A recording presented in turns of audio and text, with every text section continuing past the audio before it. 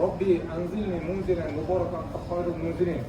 Allah qilayotgan ziyoratimizni o'zingga maqbul, o'zingga rozi bo'ladigan amallardan qilib bu ziyoratdan Alloh eson omonlik bilan, sog'lik, salomatlik bilan, tag'ri butunlik bilan bachora shoda nasib qilsin. Ya Robbi, gunohlarni kechir, yaxshi ko'rsa, ya Robbi, gunohlarni mag'firat aylat.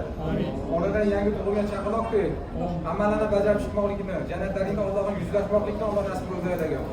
Rasululloh sallallohu alayhi vasallamga Allohning jannatida qo'shni bo'lmoqlikni, qo'llarida havz kaza suvlarni ichmoqlikni, sunnatlardan bahramand bo'lmoqlikni va mu'minlarni Allohga, rasuliga, kitobiga, farishtalariga bo'lgan muhabbatini Alloh o'zi ziyoda aylagan.